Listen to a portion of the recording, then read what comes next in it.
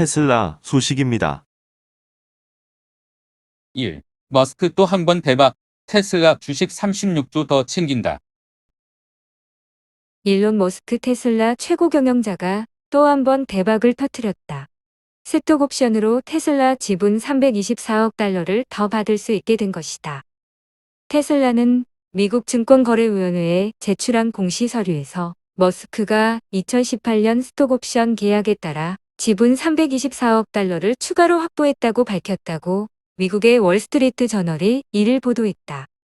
테슬라는 3년 전 주가가 액면 분할 기준으로 주당 70달러 수준에서 거래됐던 당시 1억 130만 주 스톡 옵션을 머스크에게 줬다. 덕분에 머스크는 테슬라 주식을 주당 70.01달러 가격으로 5,066만 주를 살 수 있는 권리를 확보했다.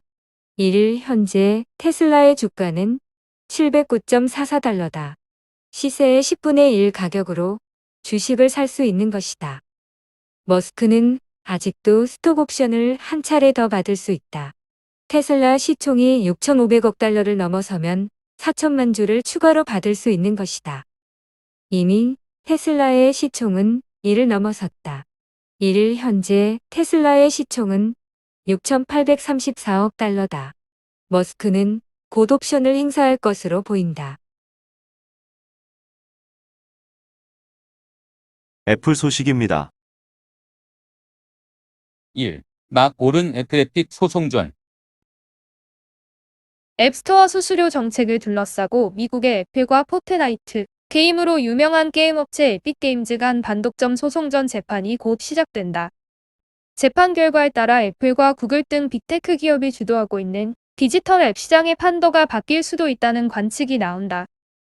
2일 월스트리트 저널에 따르면 에픽게임즈가 앱스토어 수수료 문제로 애플에 제기한 반독점 소송의 첫 재판이 3일 캘리포니아주 지방법원에서 시작된다. 앞서 에픽게임즈는 지난 8월 애플이 자사의 인앱 결제 방식을 강제하고 앱 내 모든 결제의 30%의 수수료를 부과하는 것은 경쟁 제한 행위라며 애플의 반독점 소송을 제기했다. 에픽게임즈는 애플의 수수료 정책에 대한 반발로 자체적인 결제 시스템을 구축했으며 애플은 이를 앱스토어 규칙 위반으로 보고 포트나이트를 앱스토어에서 퇴출하며 양측 간 갈등은 극에 달했다.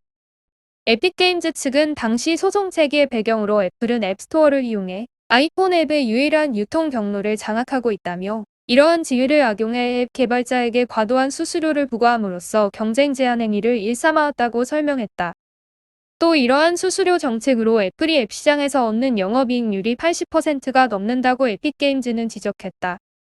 반면 애플은 대부분의 앱이 무료이기에 수수료를 지불하는 앱 개발자는 거의 없다며 실제 앱 개발자들에게 부과되는 수수료도 평균 15%라고 반박했다.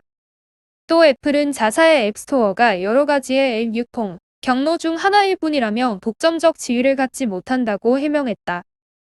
애플의 이 같은 해명은 디지털 앱 시장의 범위를 넓게 본 데 따른 것으로서 애플의 앱스토어는 구글의 구글 플레이 스토어, 소니의 플레이스테이션 스토어 등 타 기업의 디지털 앱 시장과 경쟁 관계에 있다는 해석을 기반으로 한 것이다.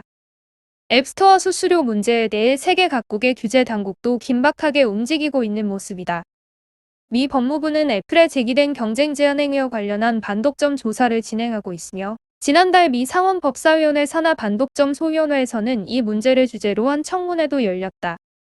유럽연합은 지난달 30일 애플을 독점 금지 규정 위반으로 제소했다.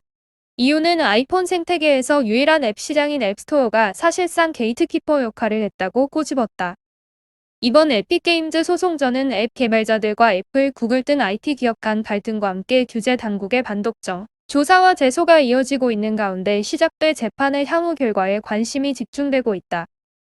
에픽게임즈가 승소할 경우 애플은 앱스토어 수수료 정책을 등에 업고 폭발적으로 성장한 앱스토어 시장에서의 이익 상당 부분을 포기해야 할 가능성이 커진다. 애플은 지난해 앱스토어에서 723억 달러의 매출액을 올렸다. 반대로 애플의 승소는 전 세계 앱 개발자들이 애플의 계약 조건을 일방적으로 따라야 하는 결과를 불러올 수 있다.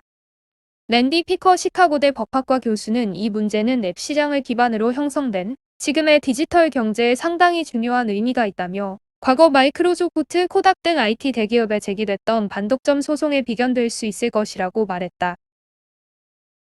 마이크로소프트 소식입니다. 1. 엑스박스, PC게임 사업 투자. 마이크로소프트 엑스박스는 7일 PC 게이밍 생태계 전체에 걸쳐 투자를 지속하고 게임 콘텐츠를 확대할 계획이라고 발표했다. 마이크로소프트 산하 엑스박스 게임 스튜디오즈는 대표 인디 타이틀부터 클래식 게임까지 PC용으로 출시해 좋은 성적을 거뒀다. 또한 PC 게임 이용자들을 위해 올해에만 이미 100개 이상의 타이틀을 엑스박스 게임 패스 PC용 라이브러리에 추가했으며 베데스다와 EA 플레이 게임 타이틀을 추가 비용 없이 제공하고 있다. 아울러 PC 게이머들이 다양한 채널을 통해 게임을 구매한다는 점을 고려해 PC 게임을 다양한 콘텐츠 플랫폼에 입점시키기도 했다. 스팀에서의 시 오브 시브즈 등을 예로 들 수 있다. 또한 에이서, 에이수스, 레노보, MSI, 레이저 등 50개 이상의 글로벌 하드웨어 파트너사들의 고성능 기기에서 엑스박스 게임 패스 PC용을 사용할 수 있게 했다. 엑스박스 게임 스튜디오즈는 게이머들에게 보다 뛰어난 PC 게임 경험을 제공하기 위해 콘솔이나 모바일 기기 등 다른 플랫폼에서 게임을 이용하는 지인과 함께 동시 플레이를 즐길 수 있도록 멀티플레이어 크로스 플레이 및 크로스 프로그레션을 지원하는 게임 라인업을 확대하고 있다. 올해 PC용으로 출시 예정인 헤일로 인피니트가 이러한 기능을 지원할 계획이다. 또한 울트라와이드 및 슈퍼 울트라와이드 화면, 트리플 키바인드 및 고사양 그래픽 옵션이 지원될 예정이다. 한편 엑스박스는 게임 개발자들을 위해 올해 8월 1일자로 마이크로소프트 윈도우 스토어에서 판매되는 PC 게임 판매 수익 중 개발자의 비중을 70%에서 88%로 올릴 계획이다.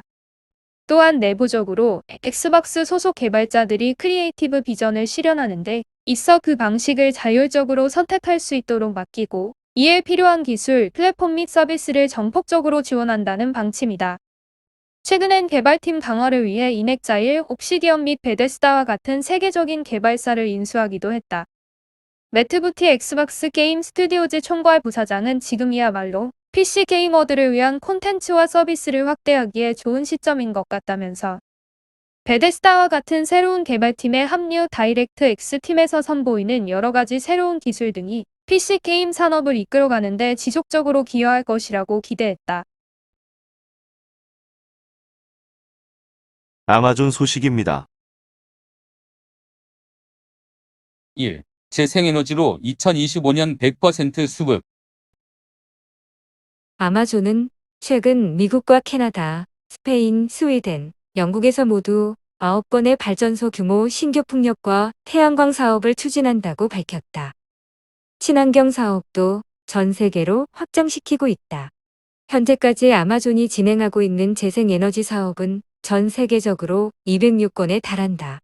앞서 아마존은 호주와 프랑스, 독일, 이탈리아, 남아프리카 등지에서도 재생에너지 발전 사업을 펼쳤다. 아마존은 재생에너지 사업에서 조달한 전력을 사무실과 주문센터, 자회사인 홀푸드 매장, 전 세계 고객을 지원하는 아마존 웹서비스 데이터 센터 등에 공급할 예정이다. 아마존은 발전소 규모 풍력과 태양광 사업이 71건이며 매장과 창고시설 135곳에 지붕형 태양광을 설치했다. 모두 합해 8.5GW의 친환경 전력을 생산하고 있다고 밝혔다. 유럽 내에서 2.5GW의 재생에너지 발전 용량을 갖춰 가장 많은 재생에너지를 구매한 기업으로 등극하기도 했다. 아마존은 2025년까지 기업 활동에 필요한 전력을 100% 재생에너지로 공급하겠다고 약속했다. 기존 목표였던 2030년보다 5년을 앞당겼다. 미국 캘리포니아에서는 에너지 저장 시설을 갖춘 태양광 발전소를 건설할 예정이다. 전력 수요가 최고치로 상승할 때 배터리에 저장된 태양광 발전 전력을 사용하겠다는 계획이다. 태양광 100MW에 ESS 70MW급으로 검토하고 있다. 아마존은 캘리포니아 전력망의 안전성과 신뢰성을 관리하는 동시에 에너지 저장과 관리를 위한 차세대 기술을 이용하겠다고 설명했다. 아마존은 캐나다 엘버타 주에서 80MW급 태양광을, 영국 스코틀랜드 해안가에는 350MW급 풍력 단지를 조성한다. 영국에서 기업의 재생에너지 투자 가운데 최대 규모다.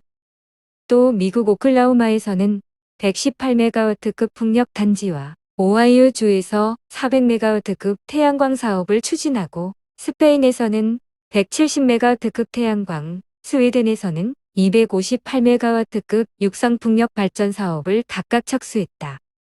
아마존의 재생에너지 투자는 자사가 추진하고 있는 기후서약을 달성하기 위한 주요 사업 중 하나다. 기후서약은 파리 기후협정보다 10년 앞선 2040년까지 기업 활동에서 탄소 배출의 제로화를 약속하는 캠페인이다. 물류 분야 탄소 배출량을 2030년까지 절반으로 줄이기 위해 전기차 10만 대를 구입하기도 했다. IBM과 유니레버, 버라이즌, 마이크로소프트 등 100개 이상의 기업들은 아마존의 기후서약에 서명했다. 최근 펩시와 비자, 하이네켄 등도 동참했다. 이들은 탄소 상쇄 사업에 너무 의존하지 않고 에너지 효율과 재생에너지, 제조 공정 폐기물 재활용 등을 우선순위로 두고 있다. 대부분 기업들이 이미 2040년 전후반으로 배출 제로 목표를 제시하고 있다. 일례로 하이네켄은 2040년을 목표로 제품 배송의 탄소 중립을 실현하는다는 구상이다. 보잉 소식입니다. 1. 1분기 시장 예상치 하회. 장기적 접근 유효. 보잉이 1분기 시장 예상치를 밑도는 실적을 내놓으면서 주가 내림세를 보이고 있다. 최근엔 미국 연방항공청으로부터 전력 시스템 결함으로 시정명령을 받으면서 항공기 인도가 늦어질 것이란 우려의 시선도 나오고 있다. 2일 보잉 주가는 지난 30일 기준 234.31로 장을 끝마쳐 이달 들어 9.6%가량 하락했다.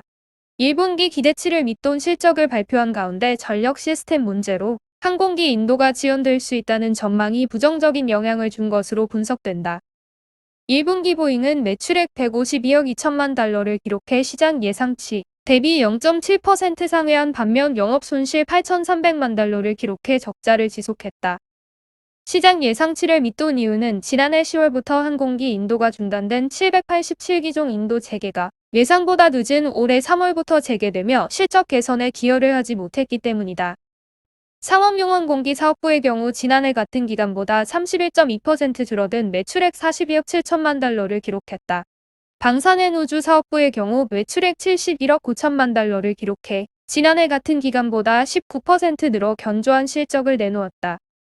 미국 국방부로부터 KC-46A 공중급유기 27대 및 8대 P-A 조기 경보기 등 70억 달러 규모의 신규 수주에 성공하며 수주 잔고 610억 달러를 기록해 전 분기 대비 약 1% 증가했다. 1분기에 이어 2분기에도 상용기 부문 부진은 지속될 것으로 예상된다. 지난해 연말 운항 재개 이후 1분기 보잉은 737맥스 58기를 인도하고 22기에 747맥스 주문을 신규 수주했지만 주력 기종 생산에 차질이 빚어질 것으로 전망되기 때문이다.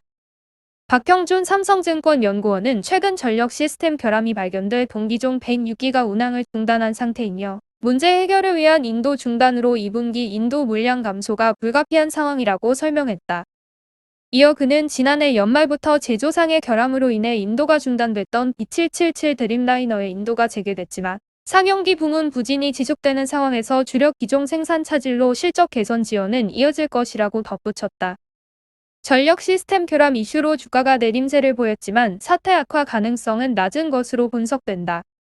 한이 NH투자증권 연구원은 아직 인도되지 않은 737맥스 약 300대의 문제 해결이 필요하지만 전기 시스템 문제가 디자인과 설계 오류가 아닌 점에서 사태 악화와 장기화 가능성은 제한적이다고 설명했다. 본격적인 실적 회복은 하반기부터 나타날 것으로 예측된다. 코로나19 백신 접종 확대로 미국의 국내 여행 수요가 회복세를 보이고 있기 때문이다. 미국 교통안전청에 따르면 지난달 일간 여행객 수는 140만 명으로 팬데믹 발생 이후 최고치를 기록했다.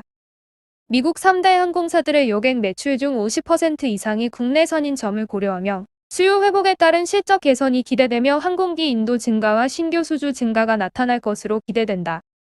한의연구원은 중국 정부의 737맥스 운항 재개 허가가 하반기에 예상되는 가운데 올해 연말까지 약 200여 대 737맥스 재고를 인도할 수 있을 것이라며 백신 보급이 빨라지면서 올해 항공업계는 전환점을 맞을 것이라고 전했다.